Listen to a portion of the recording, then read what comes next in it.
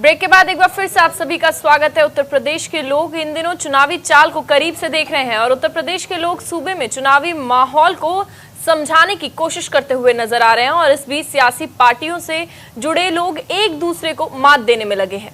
प्रधानमंत्री नरेंद्र मोदी 19 नवंबर को बुंदेलखंड के महोबा का दौरा करने वाले हैं। बांदा, महोबा और हमीरपुर के 168 गांवों के किसानों और लोगों के लिए क्या लेकर आ रहे हैं प्रधानमंत्री, देखिए रिपोर्ट।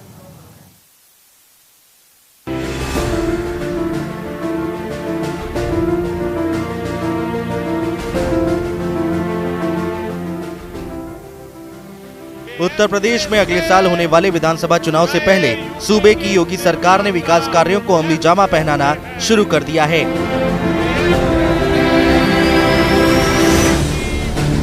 उत्तर प्रदेश में पूर्वांचल एक्सप्रेसवे का उद्घाटन करके पूर्वी हिस्से को दिल्ली से जोड़ दिया गया है।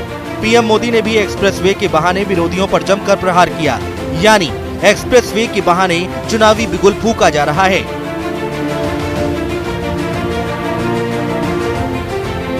योगी सरकार ने जहां पूर्वांचल एक्सप्रेसवे का उद्घाटन करके लोगों को तोहफा दिया, वहीं अब सूबे से प्रभावित बुंदेलखंड को भी पानी से तरबतर करने की पूरी तैयारी है। योगी सरकार ने जहां पूर्वांचल एक्सप्रेसवे का उद्घाटन करके लोगों को तोहफा दिया, वहीं अब सूखे से प्रभावित बुंदेलखंड को भी पानी से तरबतर करने की पूरी तैयारी है।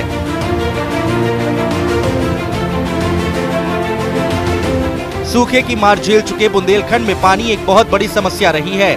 आजादी के बाद से ही लोगों को पानी की एक एक बूंद के लिए तरसना पड़ता था, लेकिन साल 2017 में योगी सरकार ने इस इलाके पर विशेष ध्यान दिया और पानी की कमी को दूर करने के लिए एक्शन प्लान बनाया।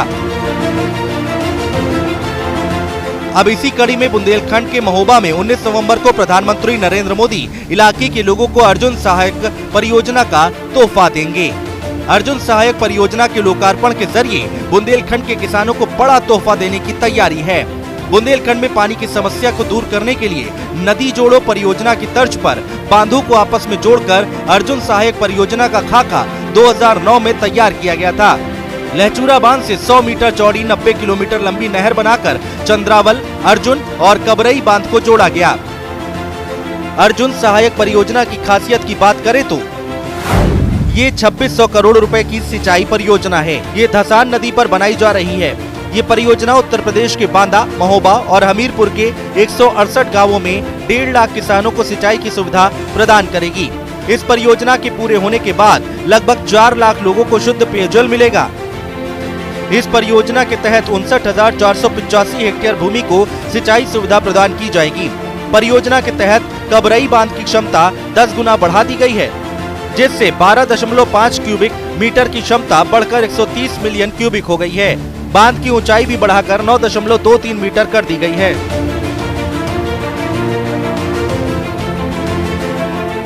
इस परियोजना के बाद बुंदेलखंड के लोगों को बड़ी राहत मिल सकेगी। अर्जुन सहायक परियोजना धसान नदी पर बनाई जा रही है। इस नदी का भी ऐतिहासिक महत्व है। धसान नदी बेतवा नदी की एक दाहिनी किनारे की सहायक नदी है। ये मध्य प्रदेश के रायसेन जिले में बेगमगंज तहसील से निकलती है। इस नदी की लंबाई 365 किलोमीटर है। धसान नदी को प्राचीन काल में दशाण के नाम से भी जाना जाता था। लहचूरा बांध इसी नदी पर बना है।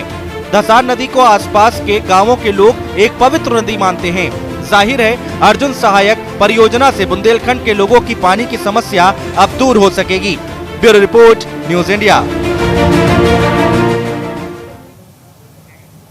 अब बात एक विवादित बयान की। कॉमेडियन वीरदास ने एक बड़ा बयान दिया है। अमेरिका में भारत और यहां के नागरिकों के बारे में कई आपत्तिजनक बातें कही हैं।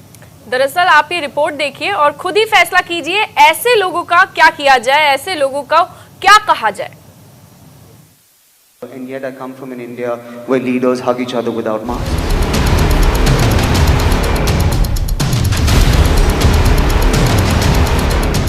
आजकल देश और उसके महापुरुषों के बारे में ज्ञान देने वालों की बाढ़ सी आ गई है। कंगना रनौत का ज्ञान कम था, जो अब एक और महानुभव अपना ज्ञान देने लगे हैं। I come from an India where we worship women during the day and I come from an India. नाम है वीरदास, कॉमेडी करते हैं, लेकिन कॉमेडी करते करते अब अपने भारत विरोधी बयान को लेकर मुश्किल में फंस गए हैं। I come from an India where the AQI is 9,000 but we still at the stars. Vir Das ने वॉशिंगटन डीसी में अपने परफॉर्मेंस का एक वीडियो यूट्यूब चैनल पर शेयर किया है।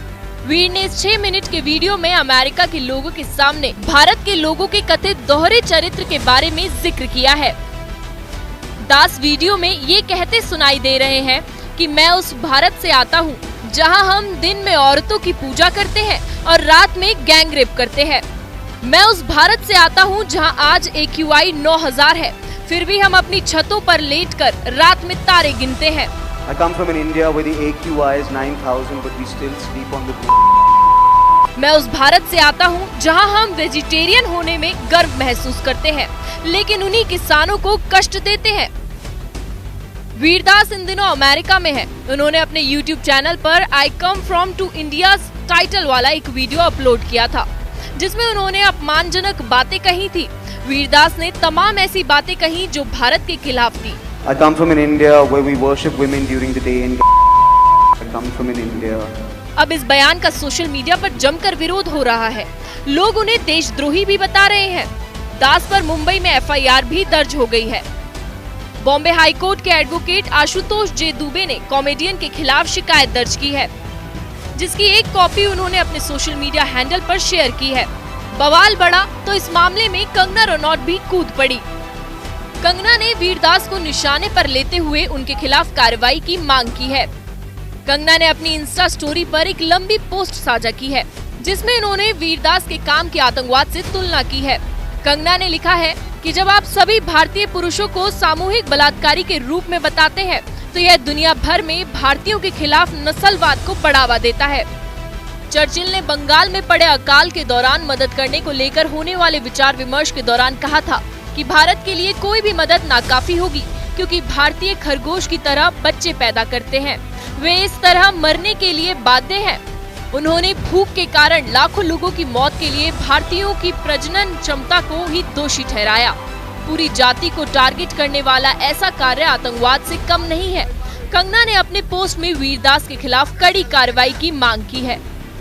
मामले में जब विवाद बढ़ा तो वीरदास ने सोशल मीडिया पर पोस्ट शेयर कर अब माफी मांगी है।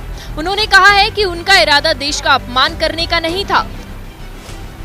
उन्होंने कहा है कि एक ही विषय के बारे में 2 अलग विचार रखने वाले लोगों के बारे में वीडियो में बात हो रही है और ये किसी तरह का कोई रहस्य नहीं है जिसे लोग जानते नहीं हैं। वीरदास ने आगे कहा कि लोग भारत को एक उम्मीद के साथ देखते हैं, नफरत के साथ नहीं। लोग भारत के लिए तालियां बजाते हैं, इज्जत देते हैं और मुझे अपने देश पर गर्व है। मैं इस गर्व के साथ जीता हूँ। जाहिर है भारत में सबको किसी भी विषय पर अपनी राय रखने और बोलने का हक है, लेकिन इसका मतलब ये कतई नहीं है कि हम देश के बारे में गलत राय दें। I come from an India where we worship women during the day and I come from an India. Bureau report, news India.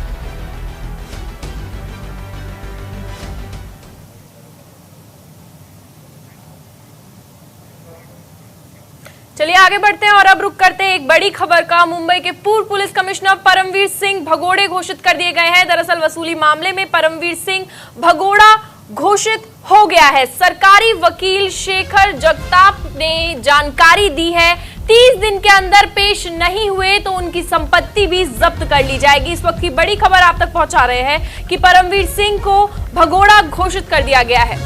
Mumbai police के पूर्व कमिश्नर परमवीर सिंह को भगोड़ा घोषित कर दिया गया है और 30 दिन के अंदर अगर वो सामने नहीं आए तो उनकी संपत्ति कुर्क कर दी जाएगी। परम सिंह और 2 अन्य लोगों के खिलाफ वसूली सहित कई मामलों में केस दर्ज है। तो ये बड़ी खबर इस वक्त आपको बता दें, 30 दिन के अंदर पेश न होने पर संपत्ति कुर्क कर दी जाएगी। मुंबई के पूर्व पुलिस कमिश्नर हैं परमवीर सिंह, जिन्हें भगोड़ा घोषित कर दिया गया है। वसूली सहित कई मामलों में केस दर्ज है परमवीर सिंह के ऊपर। सरकारी वकील शेखर जगताप ने जानकारी दी कि 30 दिन के अंदर पेश न होने पर संपत्ति कुर्क कर दी जाएगी परमवीर सिंह की। मुंबई के पूर्व पुलिस कमिश्नर परमवीर सिंह को भगोड़ा घोषित कर दिया गया है। वसूली सहित कई मामलों में उनके खिलाफ केस दर्ज है, लगातार गायब हैं, उसके बाद उनके खिलाफ मामले दर्ज हैं, वसूली सहित कई अन्य मामले।